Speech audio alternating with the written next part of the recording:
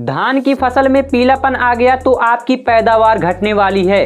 अक्सर किसानों का यह मानना रहता है कि अगर धान की फसल में पीलापन आ गया यानी उसका कारण जिंक की कमी है, लेकिन बहुत ही कम किसान यह बात जानते हैं कि धान में पीलापन आने के बहुत सारे कारण होते हैं। अगर सही कारण जानकर सही इलाज नहीं किया जाए तो इसका सीधा असर हमारे धान के पौधे पर पड़ता है।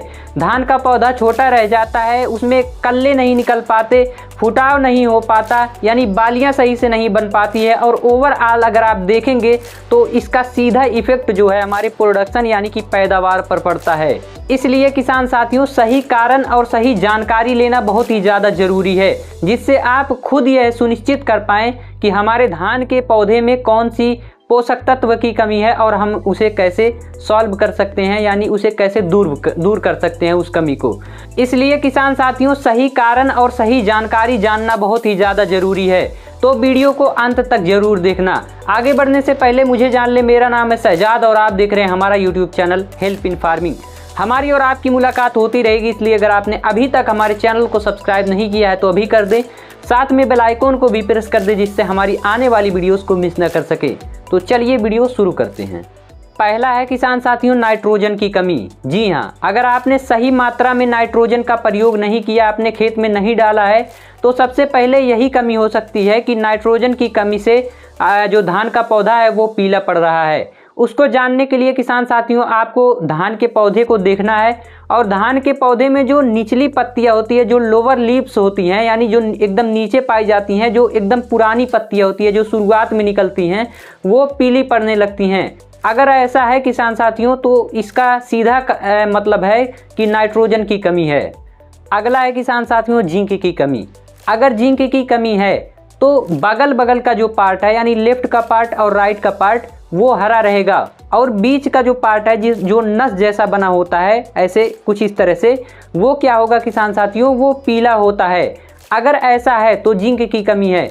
इसका एक और कारण है पहचानने का किसान साथियों, वो है कि पत्तियां छोटी रह जाती हैं अगर जिंक की कमी है। अगर जिंक की कमी है तो एक बार पौधा एक बार अचानक बढ़ेगा, उसके बाद में अचानक रुक जाएगा, उसमें जो पौधे की बढ़वार है वो रुक जाती है, यानी पैडी प्लांट की ग्रोथ जो है वो रुक जाती है।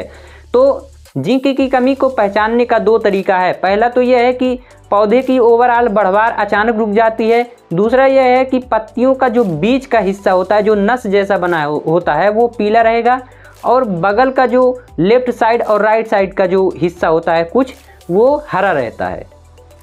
अगला है किसान साथियों, आयरन की कमी।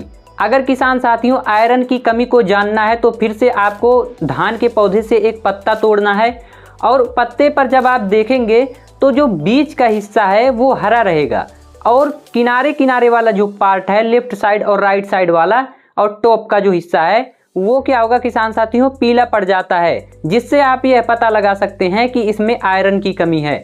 अब किसान साथियों, जैसा कि मैंने पहले ही बताया है, जिंक के कंडीशन में जब जिंक की कमी थी तो बीच का हिस्सा पीला हुआ था और किनारे वाला हरा था। लेकिन आयरन की कमी की कंडीशन में क्या हो रहा है कि जो बाहरी हिस्सा है वो पीला है और जो अंदर का हिस्सा है वो हरा ही है। तो आपको इसमें कंफ्यूज नहीं होना है। अगला है किसान साथियों, सल्फर की कमी। जी हाँ, अगर धान के पौधे में ऊपरी जो पत्तियां हैं वो पीली पड़ रही हैं, यानी कि उसमें सल्फर की कमी है।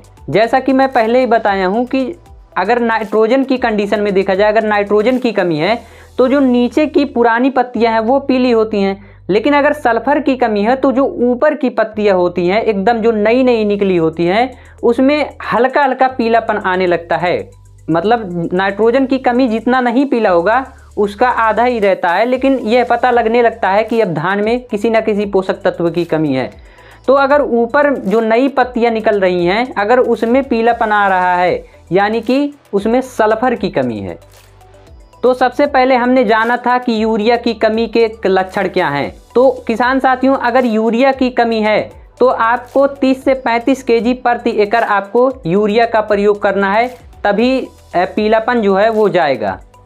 अगर किसान साथियों जिंक की कमी है तो उस कंडीशन में किसान साथियों जिंक सल्फेट जो 33% वाला आता है उसे लेना है और उसको 1 एकड़ के लिए 4 से 5 केजी यूरिया के साथ कुछ मात्रा यूरिया आप मिला लीजिए और उसके साथ आपको उसका प्रयोग करना है। किसान साथियों, अगर आयरन की कमी है तो आपको EDTA आयरन लेना है, जो 12% वाला आता है। उसको 1 से 2 ग्राम प्रति लीटर के हिसाब से घोल लेना है और उसका छिड़काव करना है।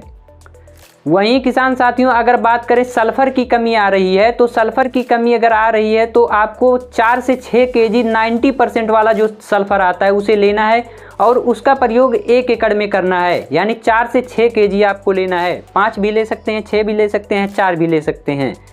तो आई होप आपको यह वीडियो जरूर पसंद आई होगी। अगर पसंद आई हो तो इसे लाइक करें, अपने सभी किसान साथियों के साथ यह वीडियो साझा करें, जिससे उन्हें भी इस बारे में जानकारी हो सके, हेल्प हो सके।